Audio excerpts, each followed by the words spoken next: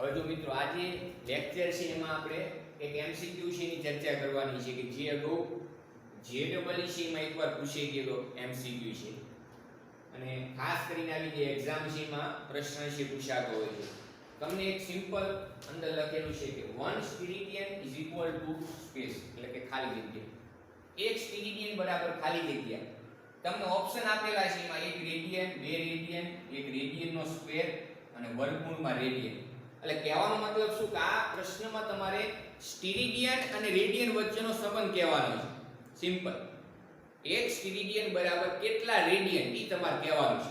પ્રશ્ન એકદમ સિમ્પલ છે. જેમ આપણે કહીએ છીએ ને કે 1 મીટર બરાબર 100 સેન્ટીમીટર.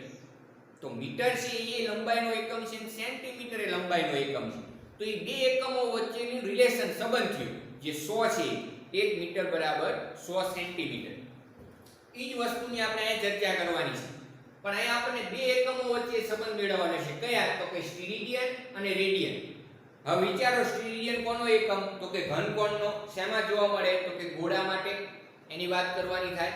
પછી રેડિયન કોનો એકમ? તો કે સમતલ કોણનો. શેમાં જોવા મળે? તો કે વર્તુળમાં. સિમ્પલ. તો આપણે અહીંયાથી સ્ટાર્ટ કરશું. સમજજો. જો પ્રશ્ન છે થોડો કોમ્પ્લિકેટેડ છે પણ એની આપણે સરળ સમજૂતી છે આપશું તમને. કે માની લો કે એક વર્તુળ છે r ત્રિજ્યાનું. r ત્રિજ્યાનું એક આપણે વર્તુળ દોર્યું. હવે આ વર્તુળ ઉપરથી હું બે વાક્ય લખું છું, બરાબર સમજજો. સમગ્ર વર્તુળ બરાબર સમગ્ર વર્તુળ બરાબર 2π રેડિયન. આનો મતલબ શું? સમગ્ર વર્તુળ 2π રેડિયન નું બનેલું હોય. આપણે અગાઉ કીધેલું છે. આગળ સમગ્ર વર્તુળ માટે ચાપની લંબાઈ કેટલી થાય? તો કે 2πr. સિમ્પલ. સમગ્ર વર્તુળ છે તો એના માટે ચાપની લંબાઈ કેટલી થશે? તો કે 2πr. તો મિત્રો આને તમે સરખાવી શકો કે જો સમગ્ર વર્તુળ 2π રેડિયન નું બનેલું હોય અને સમગ્ર વર્તુળની તમે વાત કરો તો એ સમગ્ર વર્તુળ એટલે એનો સમગ્ર પરિઘની વાત કરે છે. કહેવાનો મતલબ તો સમગ્ર વર્તુળ છે એનો પરિઘ કેટલો થાય? તો કે 2πr. અર્ધ વર્તુળનો પરિઘ કેટલો થાય? તો કે πr. એટલા માટે તમે મિત્રો આ બેને સરખાઈ નાખો. આ બે તો આવું લખી શકાય કે 2π radian is equal to 2πr. આ 2π બંને બાજુથી કેન્સલ થઈ જાય. તો આના ઉપરથી એવું લખાય કે 1r ઇઝ ઇક્વલ ટુ, આ કઈ નથી એટલે આપણે 1 લખી શકીએ. 1r અથવા તો ખાલી r ઇઝ ઇક્વલ ટુ, ખાલી r એ લખી શકો 1 લખો તોય ચાલે. 1 રેડિયન. એક આ વસ્તુ આપણે મેળવી. શેના ઉપરથી? વર્તુળ ઉપરથી. સમતલ કોણ છે એના કન્સેપ્ટ ઉપરથી આપણે એવું મેળવ્યું કે r is equal to 1 radian. r is equal to શું થાય? 1 રેડિયન. તો 2πr ઇઝ ઇક્વલ ટુ શું થાય? 2π રેડિયન. અને 2πr એટલે શું? તો કે સમગ્ર વર્તુળનો પરિઘ. ખબર પડે છે ને? સમગ્ર વર્તુળ છે કેટલા રેડિયન નું બનેલું હોય? તો કે 2π. આવી જ વસ્તુ આપણે ગોળા માટે લખી કે એક r ત્રિજ્યાનો ગોળો વિચારો તમે ઘનકોણ માટે. હવે હું સેમ આ જ રીતે બે વાક્ય અહીં લખીશ ગોળા માટે કે સમગ્ર ગોળો બરાબર 4π સ્ટીરિડિયન. ખ્યાલ આવે છે? સમગ્ર ગોળો છે કેટલા સ્ટીરિડિયનનો બનેલો હોય? તો કે 4π સ્ટીરિડિયન. આગળ સમગ્ર ગોળાનું ક્ષેત્રફળ કેટલું? સમગ્ર ગોળો છે એનું ક્ષેત્રફળ કેટલું? તો કે 4πr². સિમ્પલ.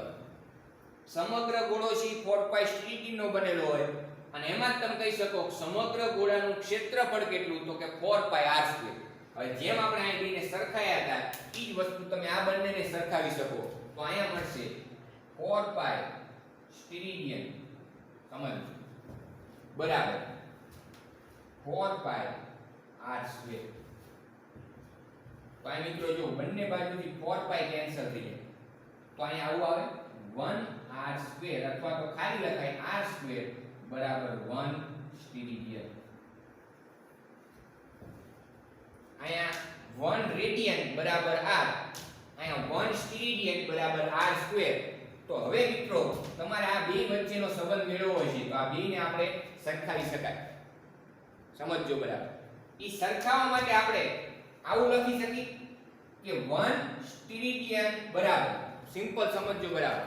તમને એક સ્ટીરિડિયન બરાબર ખાલી જગ્યા કીધું છે, તો અહીંયા જે 1 સ્ટીરિડિયન છે આના ઉપરથી આ જે છે એના ઉપરથી લખી શકાય 1 સ્ટીરિડિયન બરાબર r ગુણ્યા r. સિમ્પલ. 1 સ્ટીરિડિયન બરાબર શું લખાય r ઇન્ટુ r, કારણ કે અહીંયા શું છે r સ્ક્વેર, તો એને શું લખાય r ઇન્ટુ r.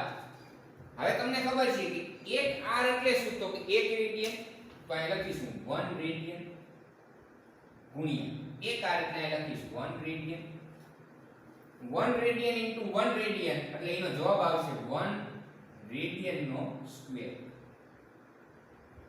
આ આપણો આન્સર મિત્રો. આના ઘણીવાર છે આ પ્રશ્ન છે એકવાર પૂછાઈ ગયેલો છે JEE માં અને NEET માં પણ અગાઉ, અને ઘણી બધી કોમ્પિટિટિવ એક્ઝામ અગાઉ હતી એમાં પણ આ પ્રશ્ન અવારનવાર પૂછેલો છે તમે, એટલા માટે આપણે એની ચર્ચા કરી છે. પ્રશ્ન છે એકદમ સિમ્પલ છે. આપણે જે કન્સેપ્ટ સમજ્યા સમતલ કોણ અને ઘનકોણ એના ઉપર આધારિત છે.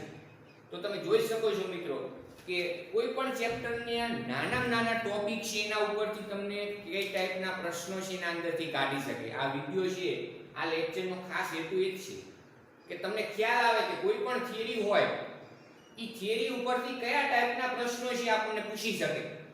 તો આપણો ધ્યાનમાં આન્સર થશે કે 1 સ્ટીરિડિયન બરાબર 1 રેડિયન નો શું થાય સ્ક્વેર. આ રાઈટ આન્સર થશે.